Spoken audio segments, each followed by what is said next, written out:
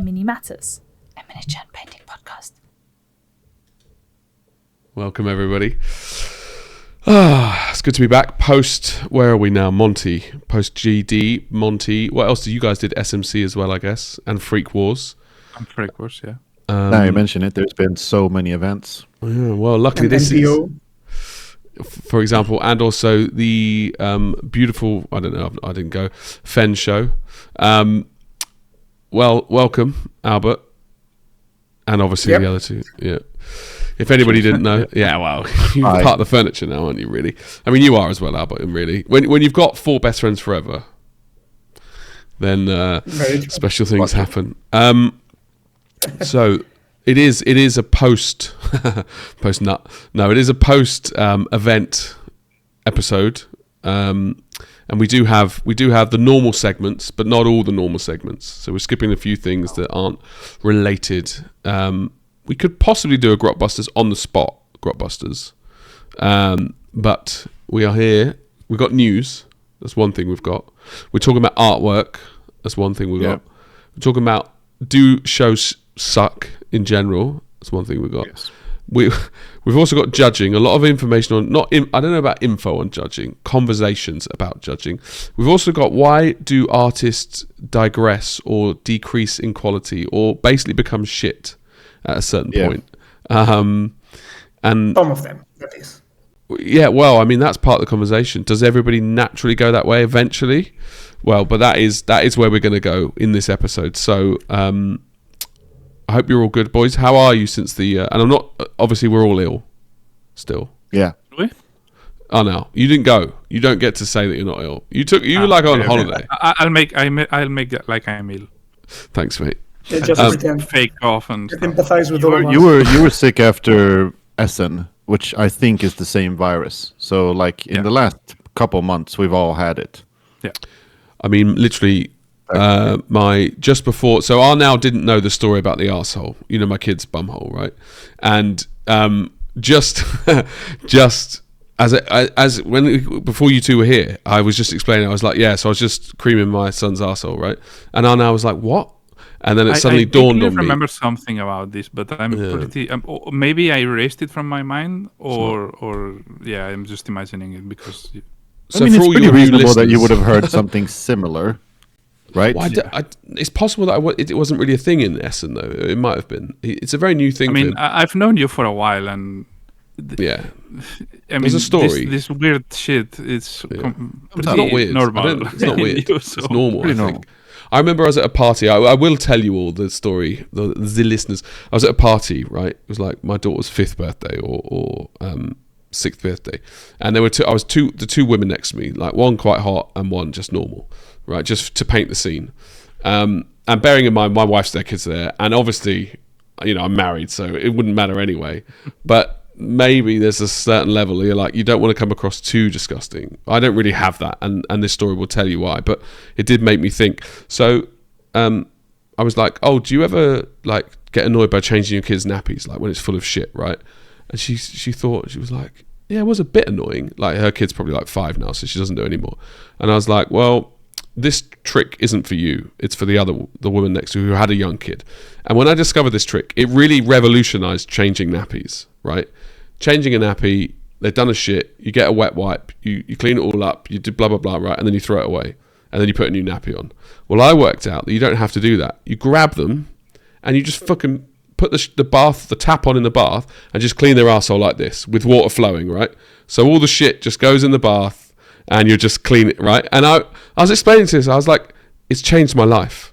I said admittedly, it got a bit bad one time when I smelt my hand afterwards, and I realised you do need to wash your hands after. But for a while I hadn't been. Right? This story I remember. Yeah? Yeah, me as well. And she looked at me, and I realised I shouldn't have told that story to her. I was like, why? I was genuinely expecting, like, fuck, that is a lifesaver. Like, that will save me hours of time. Because sometimes when they do a crap and you haven't noticed, that's why this thing's good, right? Let's say it's a 2-hour shit. It's dry in the arse. I'm really looking forward to seeing how YouTube come up with the algorithm for this episode. Anyway, enough about shit. But the water really helps. Oh no, not enough about shit because the arsehole. Anyway, he's suddenly worked out now, my youngest, that I won't even bother explaining it actually. It's all fine, I've got kids. So welcome to Mini Matters. Any new listeners? Do you want to segue from that into something that I am, yeah. we have Albert on, or you did. Fine. And obviously, Monte. Well, no, I'm doing an intro or a little. Since we last did a podcast with Alberto, he has done something quite impressive, I dare say. He won a sword. He won his second sword in 3 years. 4 years if you want to get technical. But I feel like it should be like a Lifetime Achievement Award. Do you know what I mean? Like where they hand you a little like book and it's got like photos and like montagey shit. And now we do have a faster race car plan for you, Albert. So some of the questions might come up. But was it anticlimactical, or was it everything you hoped and dreamed that it might be? Well, obviously I was super happy, but I have to say the sword 2 years ago felt a bit more special because it had been so many years since I had won my first one. Yeah. So, because the first one I won like when I was 18, right? Yeah. 19 years ago, right? 2006. So when I won the second one after 17 years or however long, it felt like, oh shit, I did it again, after so long, And then now I won my third one, but it's so recent that I won my second one. So, I mean, obviously it felt absolutely amazing, but it wasn't quite as special, I guess. So that could be the meat of it. Does that make sense? I mean, of course. It does, yeah.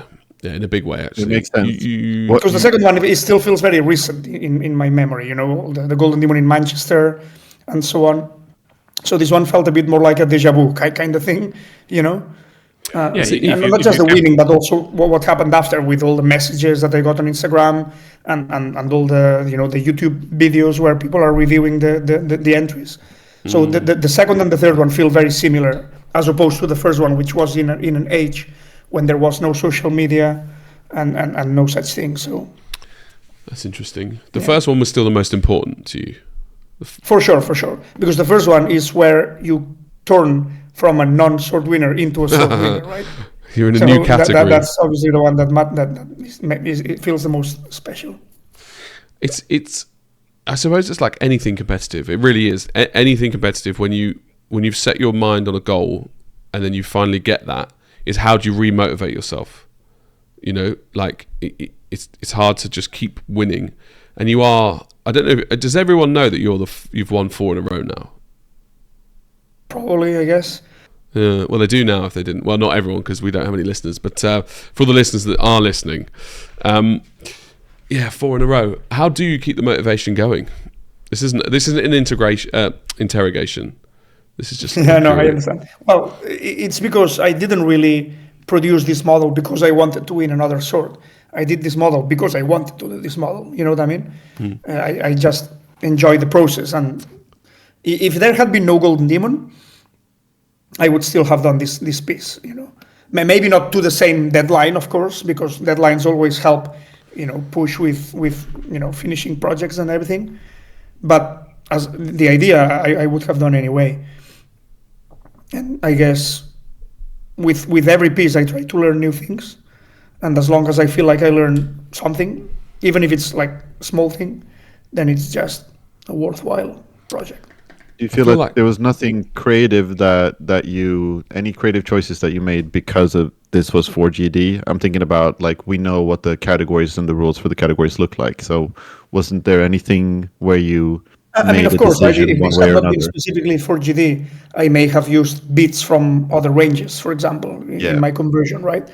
Or I could have, I don't know. The approach would have been different for sure, but that is not at the expense of me doing what I wanted to do. If that makes sense. So basically, you have these boundaries that are clear from the outset, and then within these boundaries, you do whatever you want to do. Yeah. Well, do you think you have an idea of like when did you start to think about? Because I know that we've messaged about who was entering which category pretty early on, which is kind of just, I guess, a fun thing. Like you and me and Stian were talking about who's showing up and that kind of list of all the entries. Like, when do you reckon you started thinking about where you were going to end up in that sort of mix? When did you start to see your entry as being a part of that competition, as opposed to just something you wanted to do? So the idea of making a wizard, quintessentially, fantasy wizard with all the potions and spell books and everything, I had for a long time actually. And I remember when I was in Warhammer World a few years ago, I remember speaking with Max Falage, and telling him, like, I think maybe it must have been after the elf probably, and I was telling him, like, sometime I would like to do a wizard as well in a similar vein. And he was saying, like, like these tropes always have something special about them, right? So the idea I had for a long time. And then what really made me go for it and realize the idea was FOMO, 100%. It was Adepticon. Because I was, and you know that, Martin, because when I was in Sweden in February, was it, or March maybe, I was still doubting, whether to do a large scale piece that I have ready for painting, sculpted by Alan Carrasco, or to do this wizard, right?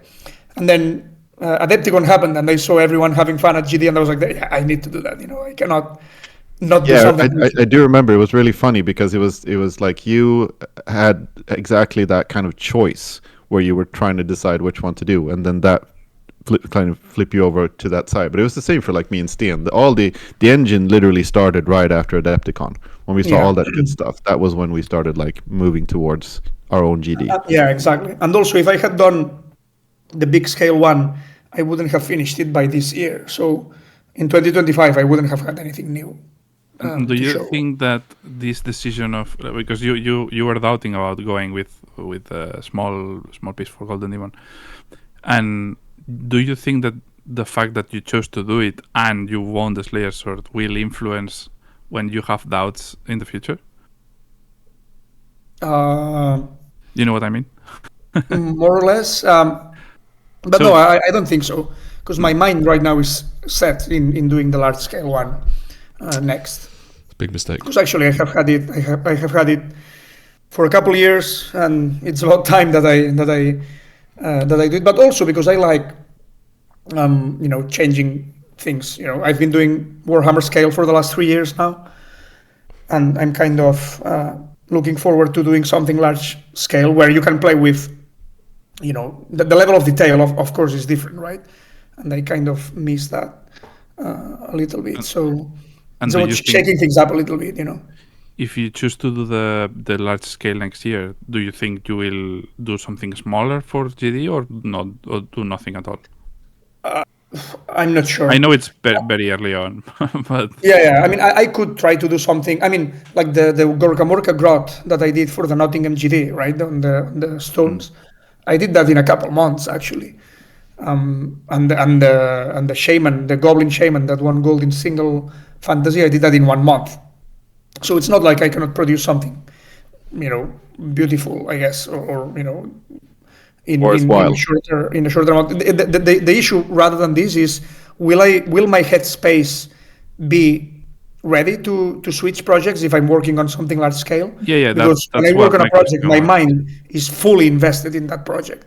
And that's all I think about, all my free time I'm thinking on how can I make it better, how will I tackle this part, or how will I, fix this bit or approach this other bit or whatever. So if my mindset is in this other project, all of a sudden cutting it, putting a stop to it, a halt to it, even if it's a temporary one, and moving on to something else is not something that I'm used to doing. I mean, I could potentially, but I don't know how easy it would be to then get back to the first project,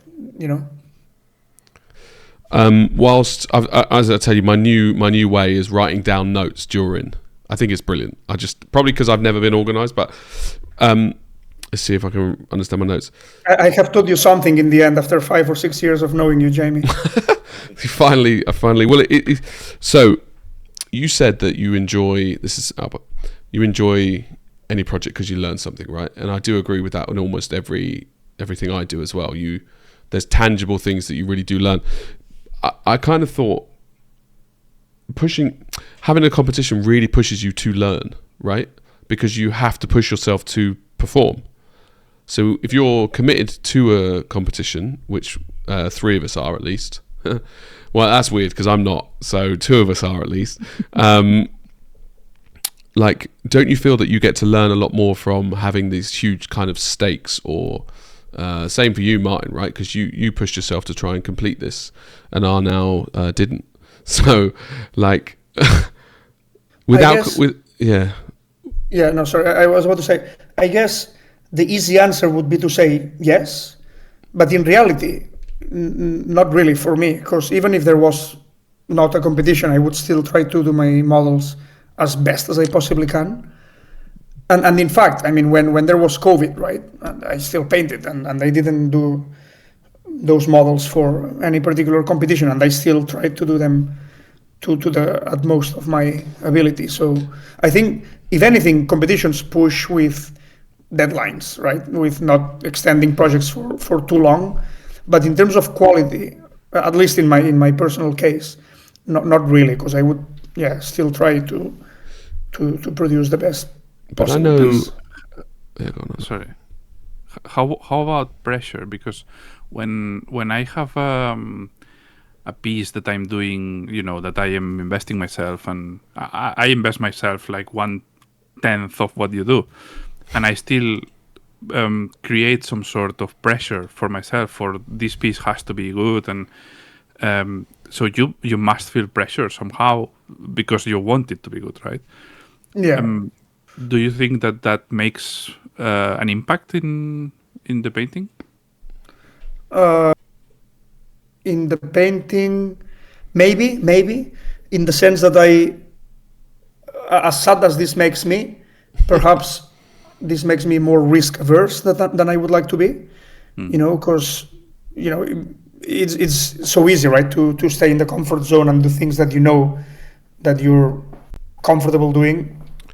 So I mean, and you kind of discussed this in your latest podcast, I believe, when you were speaking about this non-metallic helmet that you had painted, right? So I think that definitely there is somehow, I mean, to an extent anyway, an impact in not wanting to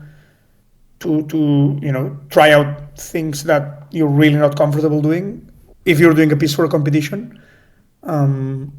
But still, even within that, I like to still try to do new things. Like in this case, for example, in the Wizards case, I was doing a lot of glass work, which I had not really done before. I mean, obviously, I have painted the odd bottle here and there, but in this case, you had like the Palantir, and you had like a million bottles of different shapes and whatever. And I tried the different approaches actually until I kind of reached, a way that I thought was beautiful. So, yeah, I guess I did learn something there.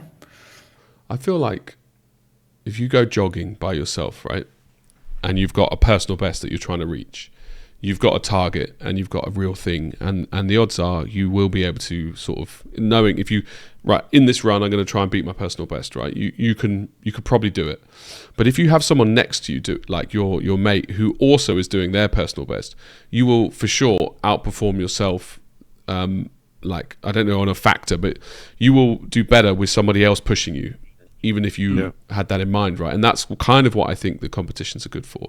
So I know that you would paint yourself, but just that fear of failure, I think, really pushes you, not you, but in like, well, you two, Martin and Albert, like you're like, fuck, it's been however many years it was since you won, Martin. You're like, I really want it, so I'm going to push myself. And Albert, you're like, I need to get the gold to equal the record. The sword is like less important. I don't know. I'm putting words in your mouth there, but like, this thing you're saying, I think it can be extrapolated to the whole industry actually, because before we had, and I missed that, and I hate that I missed it.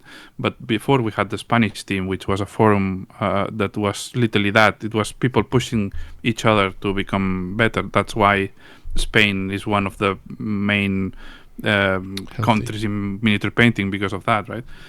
And I feel like this has been lost a little bit, and probably this ties together with why people is going backwards instead of evolving. There's some kind of lack of challenge between people, because we are too afraid to challenge people, right? Well, it's interesting. It is really interesting with. I'll write mine down. Sorry, go ahead, Jamie. Well, I was Okay. Yeah, you go. Okay. No, it's interesting what Albert's saying with like, what does competitions give and why do we do it? I think deadlines is one thing, and it's a big thing, especially when you've done it a few times. Like I can kind of gauge how long something is going to take. Not only like, can I finish it in this time, but can I maintain the momentum that's going to give me kind of the best results?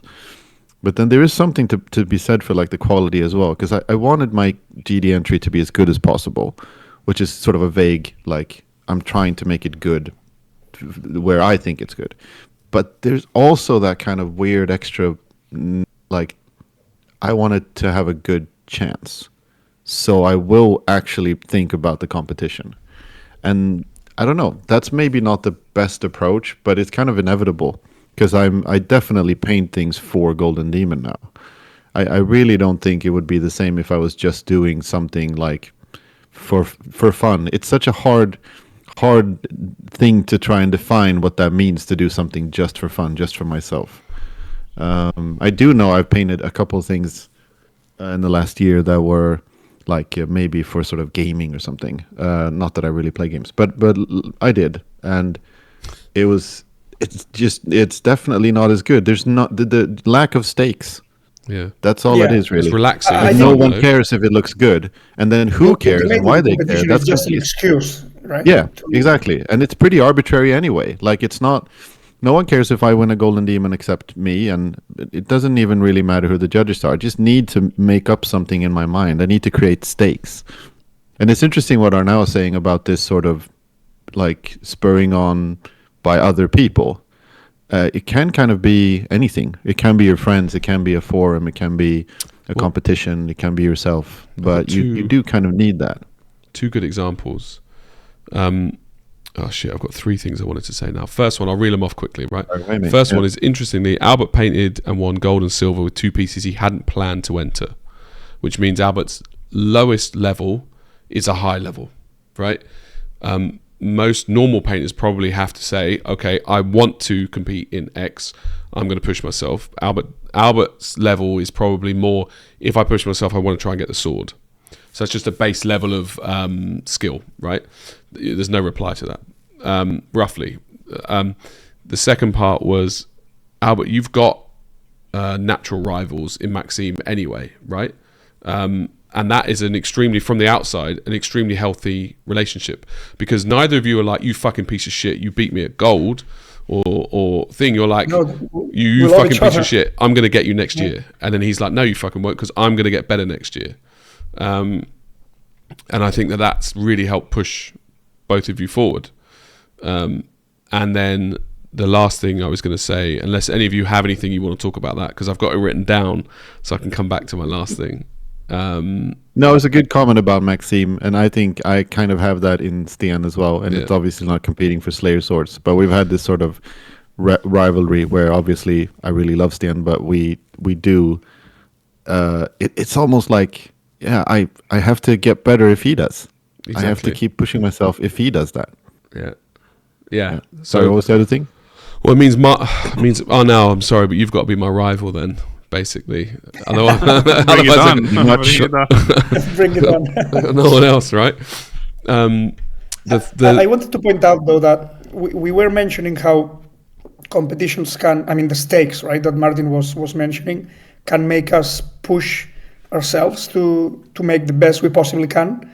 But that's certainly not, it's something that some people use to push themselves, but it's certainly not a requirement, right? Because when you think about some of the absolute best painters in the world, like Kirill or John Chan or some of these guys, they don't enter competitions at all, and still they will produce the most mind-blowing pieces ever, right? Mm-hmm. It's definitely true that it's not a requirement for the art itself. If anything, it's pretty weird. I was saying this to someone the other guy, like, it's such a weird thing. What if you met someone and they had painted an oil painting or a watercolor or something. Let's say an oil painting, and they've done a really good work of it. And you were like, that looks great. Are you now going to take it to a convention and compete against other oil painters? They'd be like, no, why the hell would I do that? But for us, that's just become this natural thing. But they did. I mean, not that all art is not equal, but they did have rivalries back then, though. They definitely were. That's a fair point. Famous artists were like Mozart versus Salieri. Yeah. Right. Even in music. Mozart versus Salieri. Yeah. Well, so an interesting I have to say thought. Oh, go ahead, Jamie. It's just that when Martin was talking, Golden Demon forces this. Monte and others don't force this same level of a head-to-head, and that's why I like Golden Demon so much more somehow. You have 3 blokes going up there and everyone else is fucking devastated. Somehow I quite like that. I know it's a bit brutal, but it also ties into my comment from ages ago. I was very interested to see that Youngbloods, every single person placed, right? Now, it goes back to what we were talking about, how competition is healthy, and how it's sort of nice nowadays. Whereas back before you had everyone was competing, but it was healthy competition. Now it feels like, and I don't know that this obviously isn't true because you've got the classic categories, the non-Youngbloods, and there's still 1 to 3. So you're still dicking on people and people are still annoyed. But I thought it was a weird difference. I remember getting Youngbloods and there were like 300 entries, 400 entries, whatever it was, right? It was the most stacked category ever. Exactly. And there were only 3 winners. So it was you're either shit or you're not. Now, I'm not saying that these people who won, I didn't look at all the Youngbloods. It's genuinely, I didn't. So I don't know. They might have honestly all warranted getting a pin. I wish I had have looked to check, but it feels unlikely to me that they all were good enough to get a pin. And I think basically I'm saying it seems like it's more like a comment on the social where we're at now as human beings, where competing is winning, rather than actually you finished 5th out of 5, you are shit, get better. Do you know what I mean? Like I remember growing up at the same time, if you have a notable, what's the last one? Notable, right? Yeah, notable then commended finalist. If you have notable for everyone, it's the same as not getting anything. So it's very true. The value becomes the same. So if it doesn't really matter, because as a kid, as a 14-year-old, you are not stupid. And if I wouldn't have clocked that. Oh no, I'll be honest. Honestly, I wouldn't have. No, 100%. I'd be like, fuck. Participation trophies is exactly what it sounds like. Say that again. Pretty much. One of you two. It's like in Youngbloods there were only really two levels of pins. That's basically what Arnaud's saying. Yeah, and you're right. You are. I agree with that completely. Like, just a bit sad by that. I'd rather. I mean, the trouble is, you're going all the way to Germany. Typically, I would have found it outrageous that all kids should get notable, because I remember, as you were saying, Jamie, when we did enter Youngbloods as kids, like there were like 400 entries or however many, and if you just learn from it, if you didn't place. These days it's more, you have to cushion the blow as opposed to those who are not winning. But at the same time, I think that it's very important that we encourage these younger painters to continue, painting and improving. Yeah. The average level, the number of models was obviously very, very, much smaller than it used to be in the early 2000s. I think there were like 25 or 30 models in Youngbloods this year. But the average level was fantastic, and the 3 winners were unbelievable. Yeah, the winners were incredible. So much so, in fact, that some losers online were, spreading rumors that these were, in fact, adults cheating and entering through their kits, which is obviously nonsense. Yeah. I even coached one of the kids who won, the guy who won bronze. And, I can confirm that he painted it himself. His parents, who I know, are not even into the hobby. So it made me quite mad, actually, that people would cast doubt on their sincere efforts. It's a compliment in a way, if you're able to see it that way as a kid, isn't it? It is, I suppose, but it's also unfair to them, right? To read that they cheated. Again, as much as I think that giving notable to everyone is kind of participation medals of sorts, it's a nice gesture to encourage them to continue working hard. I know. I think except for that level, I think Youngbloods deserves maybe its own sort of potentially like satin gloves to make sure that no one goes home absolutely devastated. But I think it's funny with those sort of extra levels, because I've had a lot of opportunities to think about the whole idea of disappointment and what that is and what it feels like and whether it's good or bad and whether it should be avoided. But at the end of the day, the competition is what it is, and I want it to be that way.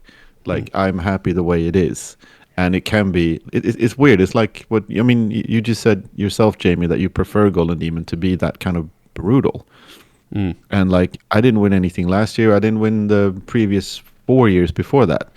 But then when you win, it feels the way I want it. Yeah, exactly. And then when you do, it feels that much better. And I don't think I would have liked it more if there was like, no, we've added an extra level to say like, oh, you didn't win anything, but we really like you. It's like, okay, cool. Yeah, I think there's two ways to take it when you don't win.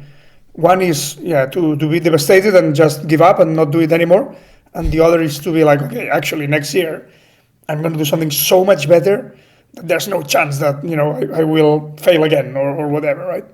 Yeah, or even to kind of consider why you're doing it. Like, because that's the thing, you might do something 10 times better and still not place next year, but then that doesn't take anything away from the work you've done, nor does the first loss take anything away from the work you've done.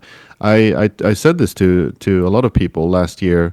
I didn't win anything, and or I didn't win a trophy, and a lot of us who didn't, I just kind of, I thought it was really sad to see a lot of people go home as like, well, I put in hundreds of hours into this entry or whatever I did, and it was all for nothing. And it's like, but it wasn't, because you did it. If nothing else, you got the practice. First of all, you created this amazing piece. That's really cool. Even if it wasn't quite as good as literally 3 other entries, it can still be amazing. But also, like, it was practice. You did it.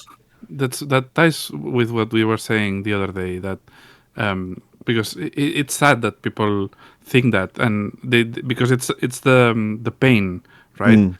They see the pain, and the pain is did not fulfill the reason, which it's not what it should be, right? It's not about the pain of painting. Painting should not be pain. That's right. Yeah, that's the whole thing. Are you painting to paint, or are you painting for fun?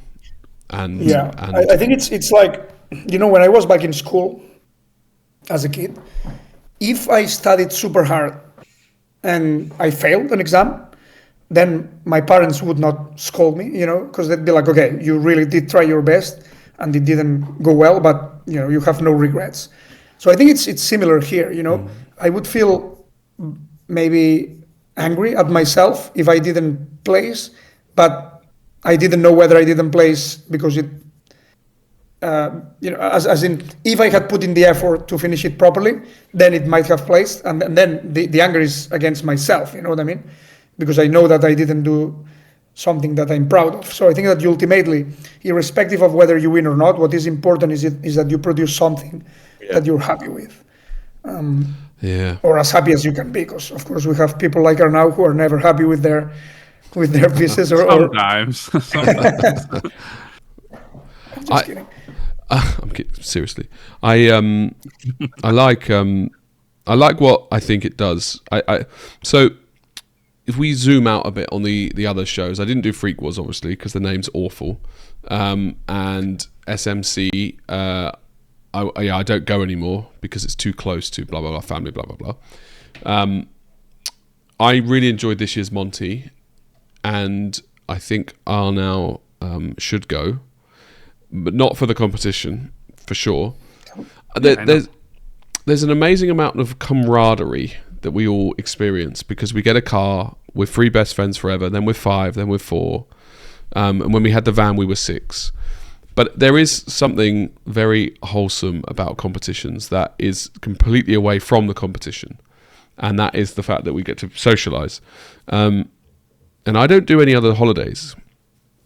I don't go on beach holidays. I don't do anything other than these shows. And I don't think I want to. I think I do quite enjoy these. They're very good. Take away the fact that I'm ill in every show I've ever been to. Like, they're pretty good. I really just want to do longer. I know. Like, some Monte guys get there Wednesday, Tuesday. I'm pushing for it. I know I am. You know my thoughts. We've already come up with a plan of that anyway. But yes, and aside from our listeners sharing in our travel plans for next year, I want to say, because this is interesting as well, with everything that's good about a competition, like you just said, is also everything that has nothing to do with competition. Absolutely. So, and I've said this to people a lot who talk about going to competitions and whether they should or shouldn't, and it's often something to do with, like, I don't think my painting is good enough and blah blah blah. First of all, of course it is. Fuck off. Just enter whatever you like and whatever you've done. But also, don't see it as competition. See it as an exhibition. Because when I went to Monte this year, I was really pretty certain that I wasn't going to compete.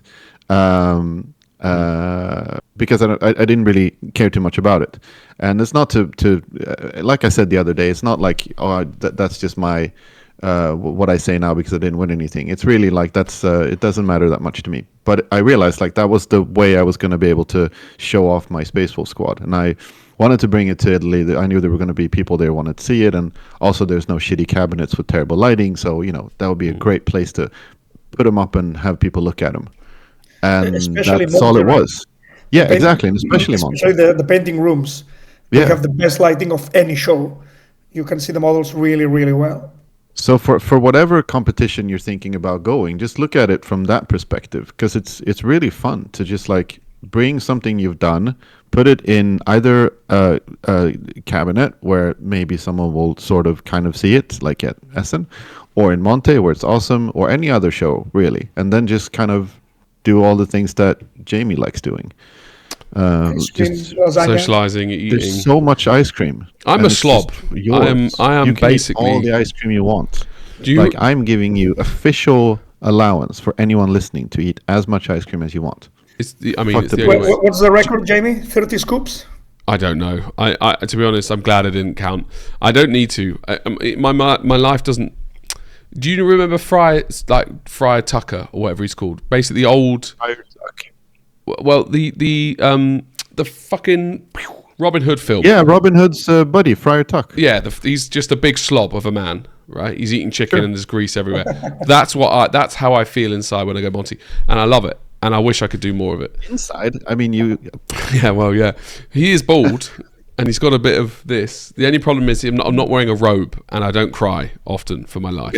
We'll get there. You're missing the tonsure as well. The haircut, true. I could get that easily, to be honest. With my baldness here, I only have hair around here. Find you one of those robes next time we're in Rome. I mean, it's very elder-like, in fairness. So, shit. This is why I write things down. I had an amazing thing I wanted to say. But yeah. I remember now. The lighting, best lighting in Monte. Doesn't the Fen model show have really good lights, in fairness? And I don't know what MPO, I've never been. I do want to go this year to MPO though. That was good. They don't have cabinets like Golden Demon. No. Yeah, it's fucking pathetic. I mean, I'll rescind that outlandish statement.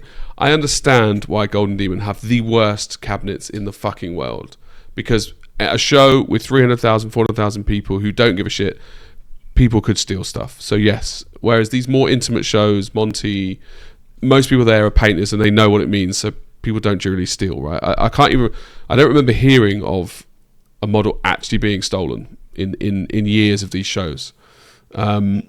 So fair enough to Golden Demon. I fucking wish they would sort it out though. But yeah, I do think that the lighting on every other competition but Golden Demon is actually very good.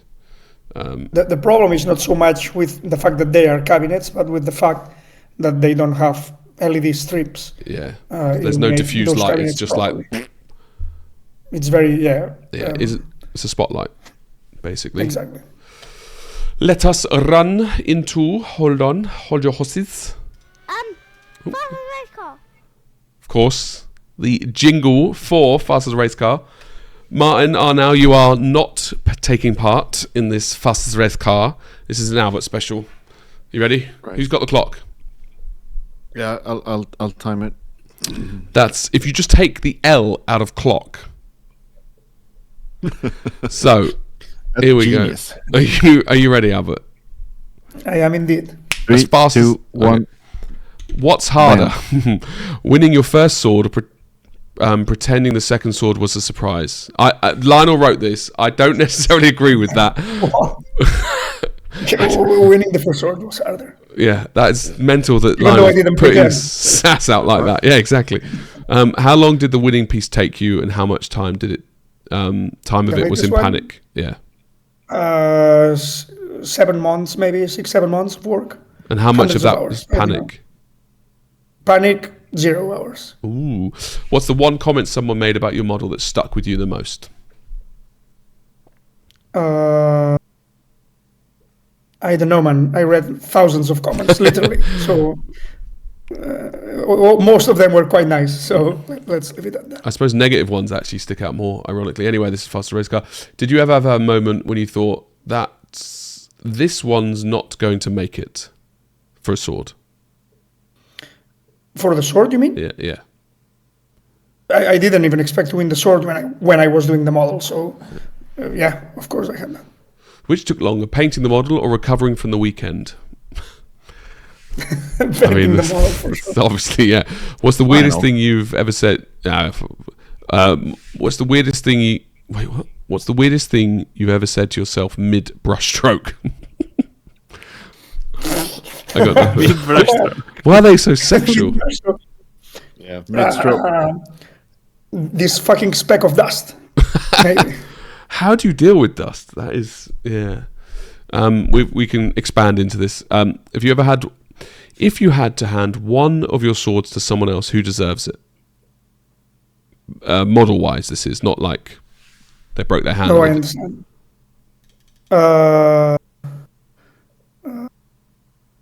No time. I would need to think a bit more. No, yeah, we've only got 2. You can have executive. Thanks, so Martin. Models that have not won a sword, but that I think should have won a sword. Specifically, I guess when you won swords, right? Hold on, what do you mean? So it's not just in general. I think it's talking about this Golden Demon or his own models. his own. Well, okay. the way I understand Lionel wrote this is you've won 3 swords. Which of those 3 competitions, what was one piece from any of those displays that was good? That's the way I think Lionel's trying to. Then I would have to say Maxim's Nurgle Marine for sure. Yeah, That one was a Slayer sword that was good.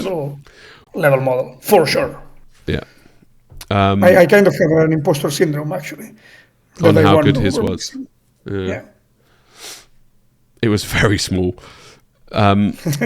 Which fantasy single gold was the most stressful of the 4?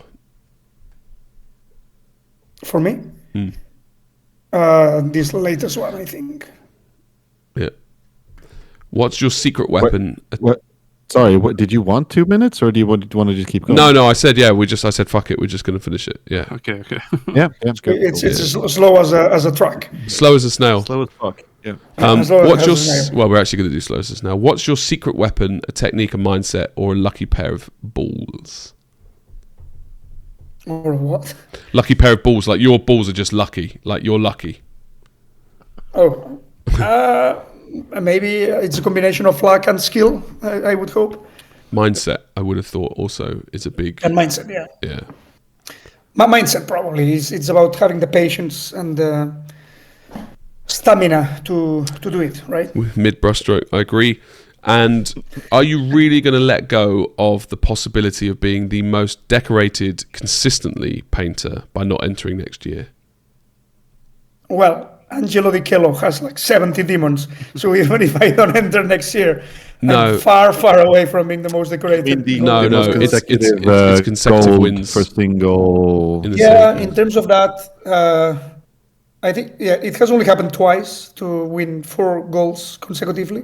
Exactly. Neil Thomason did that in the 90s, early 90s, and then I did it now. Yeah. So maybe I could try to go for the 5th one, but we'll see. We'll see. Yeah. Keep the guys guessing. I think it's insane to not, and also the level now is insane compared to, but not to dismiss. Oh fuck it, whatever. Right. Do you want to do right, boys? I don't know if you can remember. Hold on. I should just type. Almost nothing. Beep, boop, boop, boop. Lower the nail.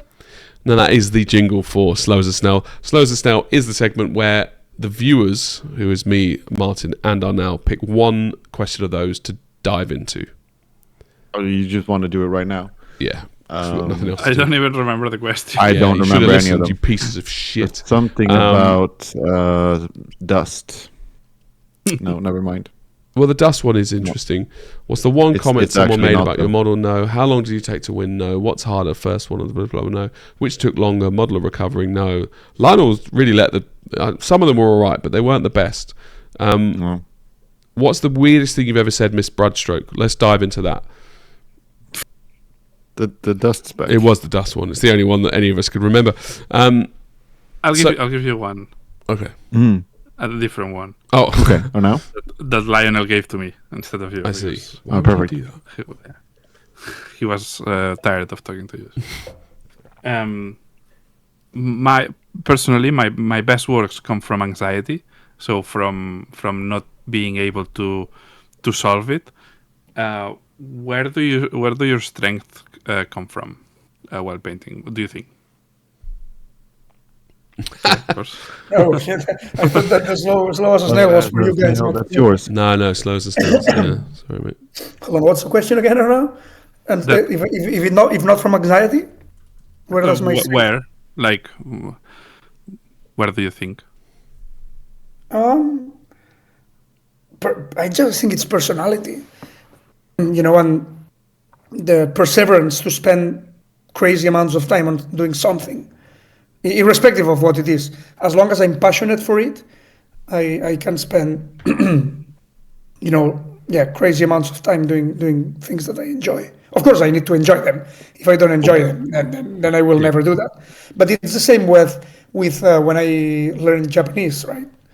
I had to learn like 3,000 characters or whatever, right? And unless you're enjoying doing that, you'll just give up, right? Midway. So I think, just build for it in terms of personality. I do think you've got the thing that almost nobody else has in this industry, which is the ability to focus on the same thing at the same level, right? Like I could have hyper focus for a week maybe on something, and I'm really focused in that week, right? And it's all I'm not just excited to do it. I have to do it, if that makes sense. It's consuming For me, it's the me. same. Yeah. Yeah, I get obsessive almost. Right. But- That's a good word. Yeah. Albert, you've got that ability to do that over Yeah, a but I'm month. not the only one, though. You have, you have even Maxim, his ogre that he entered in Monte. It took him like 500 hours or God knows how long, or 400. I don't know, but hundreds Yeah, a long for sure. time. Yeah. And he's been doing it for months as well. So Well, there aren't it's that not many like of I'm the you only then. person with this approach. It's hard to find though, But- because to find someone with the skill and the patience and that's why he's won swords basically, Maxime, and why his Nurgle guy was as good as it was, because that was amazing, and the ogre, blah blah blah. Like, it's also interesting. I wonder if you wouldn't be the painter you are if you didn't have that. Not to make it the Albert show, but like I look at Alfonso Garaldes, right, or whatever he's called. His personality is such that I honestly, like, he's got like 5 fucking names, and every time I talk to him he comes up with a different one, and then it's like you with Morete font, and I'm like, which one is it, mate? Pick one. Right, yes, Banshee, right? Like, his personality is that he couldn't spend 500 hours, or even like obviously like some of the stuff that he's placed with his box arts, he's maybe pushed 100 hours or something, but his technique, his personality comes out in his paint jobs, right? Like, Roman, he's another good example, right? Yeah, and they used to do this. I think they had that style before, and like it's interesting. It's a bit like someone, not the same, but you have those guys who have stutters, right? But when they sing, they don't have stutters, and it's like Scatman John. Did he have a stutter? Yeah, exactly like that. Pretty much. And you've got people who can drum, but they can't. Otherwise, they've got some weird neuro disease or something, right? So I don't know if there must be painters who are opposite. They spend 500 hours, but they're actually like me, and they're chaotic everywhere else. But I do find the idea, your personality matches your paint style. Like, yeah, but I think that's the case for absolutely everyone, right? Alfonso's style also matches his personality. But I used to spend like 200 hours on a single 22 mil, 28 mil, 22. It's a weird scale. 28 mil model. And I would be autistic in my ability to try and finish it. Was that because you really wanted to, or because because it was because it's the only style I knew, admittedly. That's what I mean. When I started, 175 millimeters was like, we all knew that painting a 75 millimeter was a long time of dedication. So my first 75s were months, and that's not me, but it's what everyone expected, because everyone did it. And then when I developed as a painter, I understood that this was not me. But and then at the start, you really do what the world expects. I really think that I'm quite impatient, actually. I don't think that I'm quite patient in like anything, and obviously my painting requires a lot of patience. Doesn't that detract and completely polar opposite? It takes away from the enjoyment if you're doing something against your grain, right? Like, you sit down Banshee and like, right, mate, paint that 28 for 200 hours. He'll hate 200 hours of that paint job. Like, I didn't hate paint. I actually think since I've learned to paint more, I hate painting more than I did back then. Do you know what I mean? It's kind of ironic that since I've met Banshee and he's taught me that you can be more free, as it were, and I've got better at painting since then, but I had more fun back then. I actually think they're probably separate, the two. There's layers also, because I was thinking about myself, and I am really patient, and I am extremely in real life, very patient. Yeah, in real life, everything I have endless patience, but when painting I'm not. And it's not that I'm not patient, it's that I have this anxiety to solve the piece, and it comes from a different place. It's not about patience. True. It's about, I need that itch scratched, and I need to solve the problem. It's like it doesn't. Sorry, it doesn't come from the patience or not patience. It comes from another place. I agree. I guess in my case, because obviously I also want that itch scratched, right? But the way how I overcome this is, instead of scratching it, is envisioning how it will look when I'm done. You know what I mean? So just the envisioning this final product kind of serves as the scratching in my mind. Yeah, that I do as well. But there's many times where I can't envision it until I work on it. Like, I need to, and that's where the quickness comes, because I need to, see it. I need to see it, and I work on the sketch very fast so I can see it, and then I just refine it. That's actually the time I spend is just refining. It's interesting because I lost my way a bit from going down that rabbit hole where I was painting a load of stuff that wasn't Elder. Alfonso and Lionel were both like, stop painting Elder, and I did like quite a few models that I think were actually relatively well painted, like some goblins, some humans, some skins, some blah blah blah. We're like 5 models, and I thought I was in this mode of learning, so I was spending really short amounts of time on it and trying to like be like, right, okay, cool, let's jump to the next one, but I didn't finish them, whereas you had to box art finish them. And I'm wondering if you didn't have to finish stuff, would you have learnt the same scale or speed as you've got that outward or inward pressure? Yeah. I mean, that did influence for sure, 100%.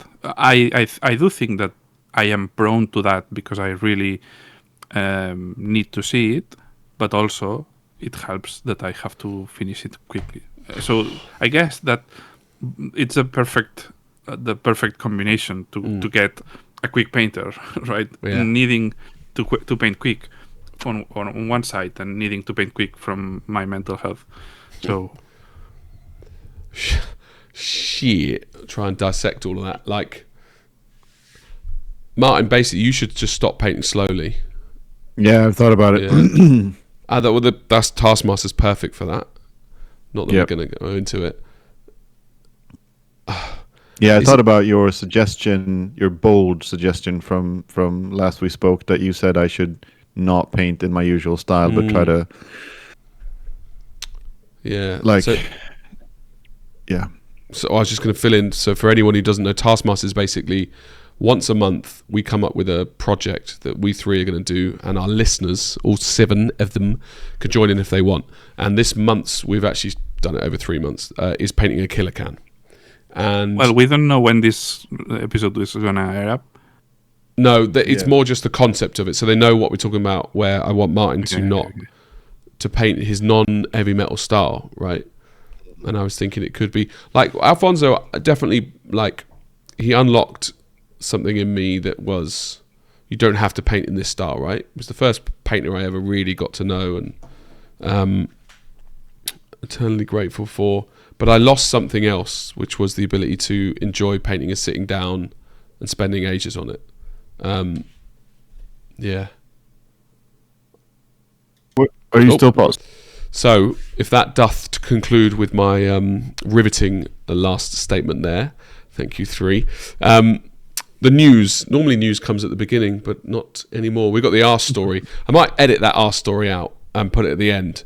But that's where it goes, isn't it? Yeah. I don't know. I just feel it's. Don't get me wrong. I like the story. I actually think that you told the story in a podcast already. Yeah, about the washing the arse one, but not the finger in the. So. Yeah. And one of our super fans just quickly let us know. Do the timestamp. So I don't know if you guys will know about obviously original Games Workshop artwork because of myself and Albert, right? And there is, it's called Christie's. For some reason, I always in my head think of Krispy Kremes. I don't know why that link is there. Yeah, it's weird. But there's the old, in my opinion, awful artwork called Harry the Hammer. Not that you need to preface if people like it or not. Oh shit, I can't. I've got a really good thing I want to tell you, which is not related at all. So they are selling via auction. So anyway, they're selling the artwork. The Christie's think it's going to sell. Yes, Brian it's the estate of Brian Ansell. Right? Yeah, 400 grand is what Christie's have. So Christie's is just an auction house, a very famous one in London, basically reputable as fuck. And they have said, I don't know how they've. So basically, they think it's going to get 400 grand for an original piece of GW artwork. The record now probably is around 50 grand for an artwork from a single piece. So it's quite a big jump. That's pounds sterling. It's they're estimating between 300 and 400,000 pounds. Which, if to me, and don't get me wrong, I'm not annoyed, but I think it sounds outrageous. Quite a lot of money. Yeah, this is a bit of money. The rumour, I don't know if we're allowed to talk about who the rumour. I don't know if we. Yeah, you reckon? Fuck yeah. So let's just beep the name. Let's just beep the source. Basically, the rumour is GW have put in a silent bid of 300 grand in for this piece, right? Like, in my mind, why would GW want it back? They've been giving away artwork for years to the artists. Well, if it's for tax reasons, then there's nothing else. I mean, art has been used for avoiding tax payments for decades. So I don't know. Yeah, it just feels not weird. Terribly sentimental, is it? I mean, it's a huge sum of money for sure, especially for an illustration that is from the first edition of Warhammer, when there were not really so many hobbyists back then. Maybe that gives it more credence or value in a way. A cool thing about it is that it's done by John Blanche, who is one of the more, I guess, like iconic GW artists. One of probably the more well-known, I guess, as well. I think so. Yeah, it was also one of his and early someone things, who isn't wasn't it? really associated with anything else, unlike Paul Bonner and Karl Kopinski and those guys. Yeah, I like the idea of GW having their artwork.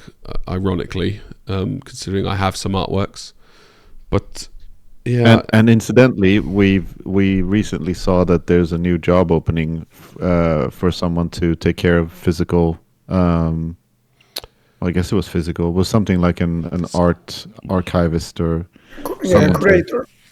Yeah, I wouldn't even hate that job, excluding the fact that it pays like 18 grand. Yeah. The also though, like how long could it take you to do? They're not making any more artwork. Like, how is that? No, but it's basically it's So I know a guy who used to do a similar job at Games Workshop, and it's basically the very last shot from Raiders of the Lost Ark where they're wheeling in the Ark, and it's just it's that. Just they have so much, hundreds and literally hundreds of thousands of pieces of art, because a lot of them are very small, and it's a lot of stuff. It doesn't include models though, does it? No, that wouldn't be any models. I know they gave away so much. Like, there's a few artists they've been promising to give them their artwork for years, and they just don't reply anymore. Like, not happening anymore, I don't think. But yeah, a lot of artworks got a lot of their stuff back. The fact that certain legends had to give in their artwork pained me that they would have had to have done that. I feel like well, I mean, yeah, he probably knew it was coming because they told him before he left. Well, if it does sell for that much, I'll start selling all of mine at Christie's as well, and we can just start a nice big Christie war. To be fair, Jamie, your paintings that you have, the Elder Gods, are a lot more iconic than Harry the Hammer, like by a million. Fucking hammer. We're talking like people that we know in the hobby, and who, like, which artwork would you rather put on your wall, and which has more like affectionate value to you? Yeah, I think those Elder pieces. It's a really good piece. But yeah, this was all really just an ad for Christie's. You can use our affiliate link when you're when you we'll get 10% of that sale. It will be interesting because Magic has so many expensive artworks, right? But Magic produces still now artwork. So in theory, GW should be more sought after because it's finite, but Magic has a lot more rich collectors. It does appear. They are literally a brand that's all about the artworks. They do like 300 artworks per edition. So it's quite a lot.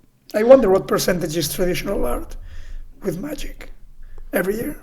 I think it's quite well spread. Is my understanding. The artists have full disclose, like they choose what they want to do. Magic don't ask them like we want this because they produce the art and they sell the art themselves. An original artist doesn't give the artwork to Magic. They retain the original, exactly how GW did it before, where the artist could take their stuff home, right? So, what was the other news? I cannot remember. You said you had news. Was it this one? Yeah, I don't know. Oh no, well there was news. I came up with a really good advert idea. A really good advert idea. I might do it next week. Anyway, that's why I had the idea while I was talking. It was basically to. No, I'll save it. It's quite good. I think it could be quite. It's satire. It's mugging off a company. Oh, I remember what the other news was. It's mugging off a company within our sector, basically. Sphere. Yeah. I'm really looking forward to the new segment as well. But why do artists get shit? Was the other segment. This is not news, though, is it? No, it's not news. But it's still it doesn't need to be news. It's. You want to explain that a bit? Does Arnau want to explain that segment? Well, I think we talked about this a few episodes ago and Jamie, I think, hit the nail in the head with the analogy. Strangely, because his analogies are usually very astute, a little bit far-fetched, a little bit. And he said that it was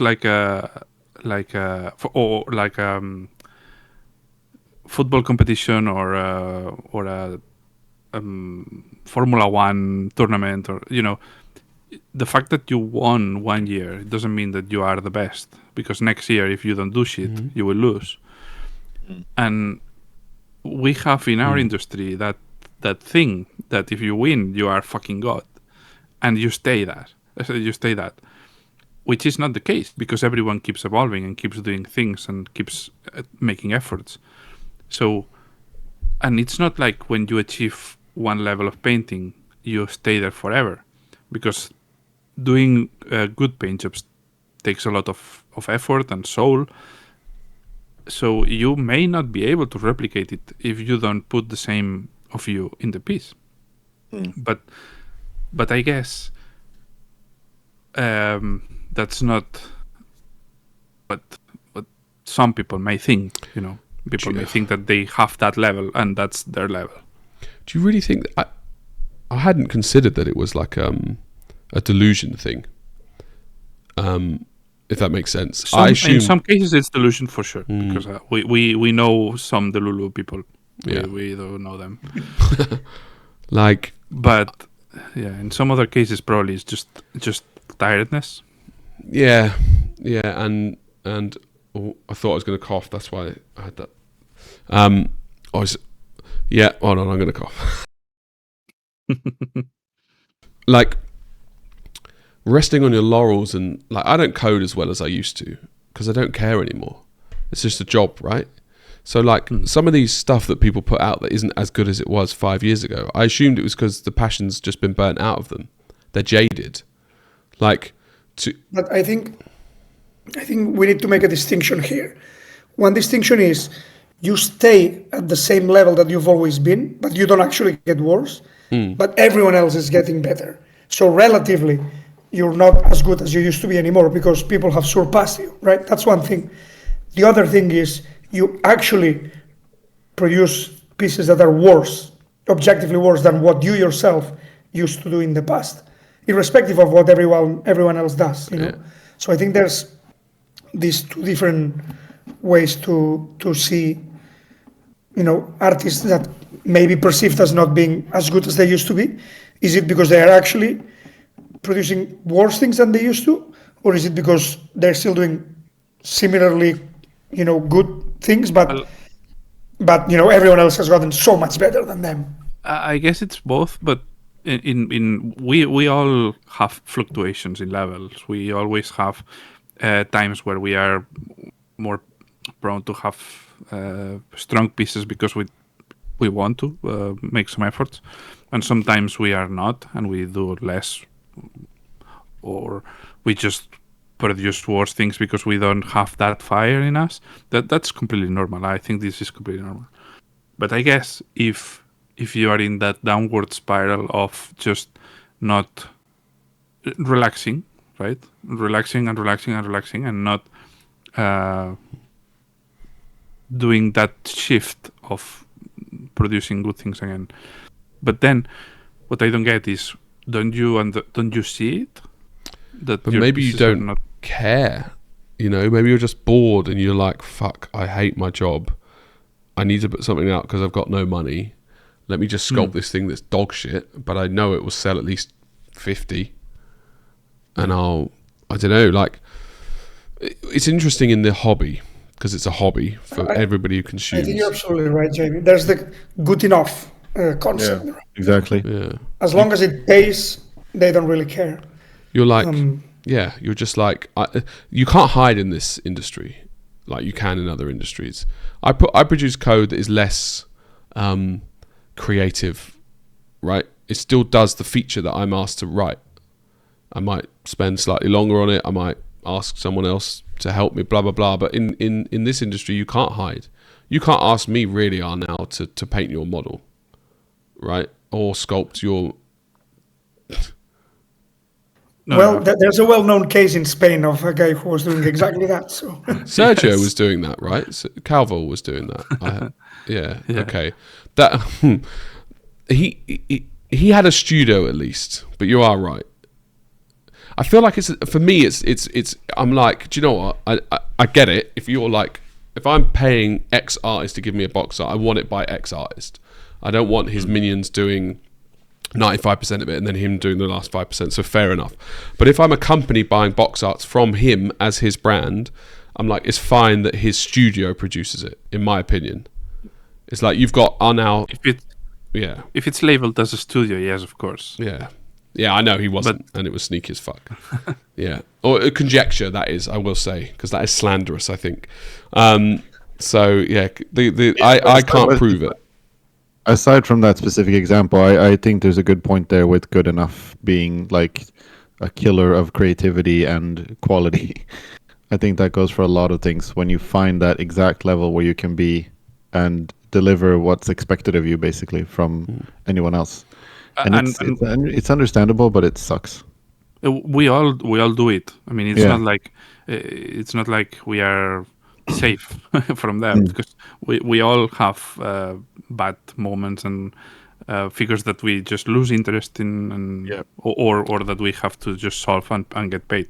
Yeah, exactly. So we all do it. Exactly. When you're getting paid to do it, when it's work, then that kind of has to happen. But I guess also, if you are a hobbyist, like you may lose interest in a piece that you are doing, right? And you have two choices: to abandon it or to finish it just as you can. Sure. And I'm pretty sure that this happens. Most people just stop, though. I think it's just become so obvious when you have quote unquote heavy hitter, and then their level just drops off the face of an earth, and you're like, all right, fair enough. I was surprised by this person's release that we saw, mostly because I think that they would just have enough natural talent to pull it through. But obviously it shows that to produce at the level that they're producing before means that they were just very good at what they were doing and cared. And if you know what I mean, like I think we got it. They just don't care, basically. Well, I guess it's a lot more complicated, and it's a very case by case basis.